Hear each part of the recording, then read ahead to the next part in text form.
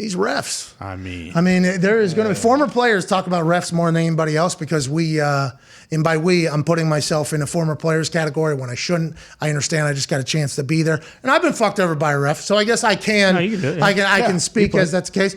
Refs are such a massive piece of the game.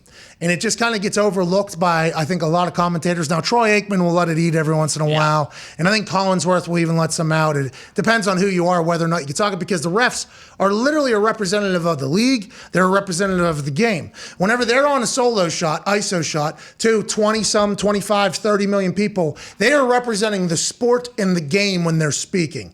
Hey, you can't do this. All right, so we're going to back them up 10 yards. We're going to do this again. They are a representative of the sport. It feels like they're getting worse somehow as technology is getting better. And the fact that everybody at home can see them get things wrong and they're not allowed to for whatever reason. For instance, the Joey Burrow erroneous whistle call that was clearly a touchdown. If the whistle isn't blown, still a touchdown. Whistle did not affect anything in the game, I do not believe. They said everybody stopped. Well, I mean, the dude already caught the touchdown. It was, one of those situations. But then Walt Anderson comes out and goes, on the field, they discussed that the whistle came after the catch. And everybody's like, hey, Walt, this ain't fucking 15:30, dude. Yeah. We all got eyes and ears, and we got 35 different camera angles and cell phones that have sound and can watch. So they ran it back 10 times. Let's run this back in full speed here. And then clearly, Joe almost steps out of bounds. Incredible play by him. Good awareness, just like Josh Allen had later. Little scroll or roll right, kind of extend a play. He throws it. Whistle clearly blows. Then he catches a touchdown. Yep.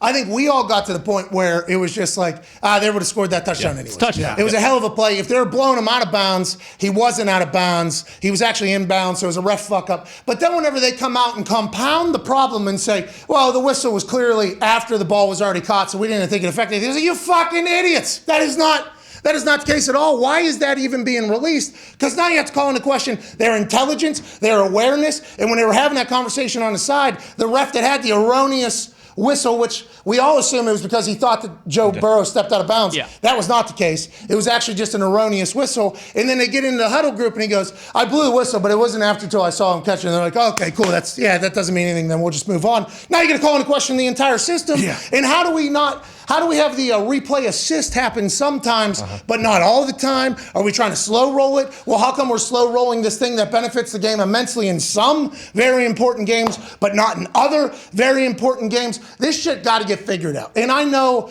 that the old school thought is, more replay will slow down the game. Replay assist is the answer. Let's just get some people that understand what they're doing, are quick, have the ability to maybe bounce through these replays in a much faster, efficient fashion. Maybe people that are a little bit younger, that are used to seeing things and zooming in on things and moving things, as opposed to like 90-year-olds that are doing it. And let's make the game better for everybody, more efficient for everybody, so that these refs, when they fuck up, they can get it right and not get shit thrown at them as they're jogging off the field. The ref position is a very difficult one. It's not easy at all. And nobody wants to be refs. Who would want to be a ref? I've never met somebody that said, hey, I want to be a ref. It is a no-win position. Nobody's showing up to cheer for you. But if you allow them a safety net of logical technology, I think we'd be able to all move forward in a much better fashion. Hopefully the replay assist is just an alley-oop or a setup for this offseason for it to be much better. But the process, the transparency, the conversation, all just has to be picked up and revolutionized for 2022 with the tech that we have, and it is not. And I got people telling me, tweeting me, go ahead and put up chef something. This guy. Con. Pat, why is it that the NFLPA has never protested about this? What's the point of complaining when actions do speak louder than words? If you're not going to push for a change, then shush. Don't you ever fucking shush me, chef! That's a valid point, though, from this chef. How come the NFLPA never says, like, hey, if we don't get the refs fixed, we need to figure out some more stuff? That's because the NFLPA, whenever they're negotiating with the NFL, it's always about business, business, business. But everybody's business would be much better if the NFL refs had this thing figured out. I think they just signed a long-term deal with the refs, I think just like a few weeks ago, which is a fascinating thing. What does that mean? But I think using this platform to say, hey, I feel for the refs. I understand that the ref position is not an easy one. Nobody wants to be a ref, but also me bringing it to light, I think, is trying to enact a little bit of change so we can make this thing better for all of us that want to watch the game and get shit right while we're gambling on them. Yeah, I mean, what else? What are you supposed to do? Go fucking knock on the door, at NFL's headquarters? You mentioned it earlier, too. I think a big part of this is with Jerome Boger. Like, these guys who we know who have been refs for a long time, they're the ones that are making all the mistakes. Like some of these crews were like, I saw yesterday, like a guy it was his 4th year as an NFL ref. It's like, oh, this guy's actually been pretty good today. And I don't know if that's just because he doesn't have any hubris. He doesn't have an ego after being a ref for a long time. He's kind of still earning his stripes, if you will. It seems like these guys who we know their names, the older guard, they're the ones who fucking stink.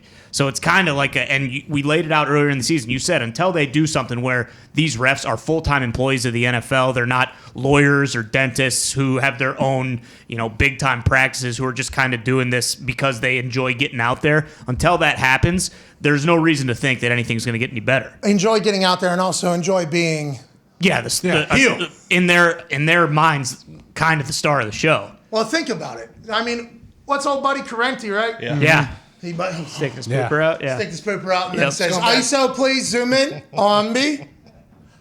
Hi, I am Carenti. I am representing the National Football League. And what that piece of shit just did after the biggest play of his life against a team that cut him and told him he was not good enough is unacceptable in my eyes and the NFL's eyes. That's why you saw me. I promptly went right to my flag. I gave him hey, not around here, and then I threw it. 15-yard penalty, fuck off. That is what these old heads do, though, because they've had to build up a callus of confidence, because people have bashed them so hard. They kind of get a God complex, which I guess you have to have as a ref because it is your world. But, man, it would be much better, I think, for everybody if they were allowed to have somebody drop in and say, you're actually wrong, just move on. And that's what the replay assist is. I don't know why we don't do it more. And are the older guys just more likely to resent that type of thing because my call stands? I think that's part of it. And then like you mentioned, too, with Walt Anderson, if he's the one who's running everything, like he was a ref for a long time, a lot of these guys probably refed with him, and it's kind of like that old boys club mentality. Like I don't think he's going to be coming out here and going against what these guys are calling on the field. Like he's going to have their back because he was in that same position with a lot of these guys for however many years. Hey, Pat, I don't want to overreact, but Alex Kemp deserves to never officiate a game in the NFL ever again. He brutally fucked the Cowboys yesterday. I don't think that the guy who's supposed to be spotting the ball needs to be 30 yards down the field and need to be on a dead sprint with less than 20 seconds left on the clock. Valid. Disappointed Cowboys fan, another year, but hopefully get to see Raji go out on top this year. I like that. Chris says, listen, I'm a Dallas Cowboys fan. We stink again. We lose. But this ref deserves a little bit more shit for being the furthest away from the ball out of every single ref on the field at the time. How does that happen? What does the ump have? Is he lined up behind the quarterback under 2 minutes back to the left? Is that why he's in there? And how come he is further back than the head ref, which seems to be further down the field than him, AJ, you think? My question is, why is this dude... So he's 20 yards behind the ball, at least right here. So he's probably 25 right when the play ended. What's he doing back there in case Dak throws a pick six? You can be in position. Like, what are you doing way back there? I don't know. There's an entire protocol and process. I assume that he was in the right spot. It's just a terrible. It's just not an efficient way to do it. Whether the Cowboys, the call, you can argue that. Yeah, absolutely. The call was bizarre how they handled it. They didn't give the ball to the ref, but also like this is a very inefficient way to go about it. I agree. I concur. And this guy, while Dak was running this play, the entire time he was running, fuck.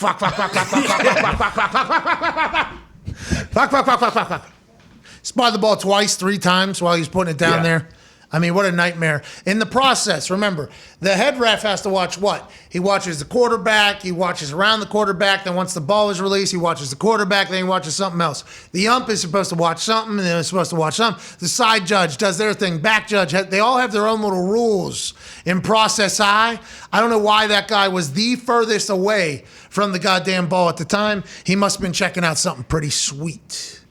I mean, what was he watching on the Jumbotron? Was he trying to get a better angle or something? I'm not 100% Just popped up. That's where he's supposed to be standing to the left right there a little bit. Yeah, and this changed because they used to be back in the middle there, right by where the middle linebacker was, but people were too, a little bit pissed off about it. So he goes there. He'd be closer than the head ref, it does appear. Once the play happens, he did not move from that spot. No. He was keeping his eye on something. There was something popping off there. And what about the line judge? Can't you toss the ball to the line judge and have him spot it? No, it's always the ump. Has to be the That's who you're trying to find. Boom, boom, try to find the ump. That's the whole thing. Especially in that situation, though, the ump needs to know, okay, they're going to try to clock this at some point. I need to make sure I hover a little closer than normal. Well, once again, as he's watching Dak run, that happens, I assume. Actually, you know what? It probably took him by surprise so much as the official. He's like, they're not running. There's obviously they're going to throw the ball. It probably took him a minute. It took him a second to realize they're running. Fuck, dude!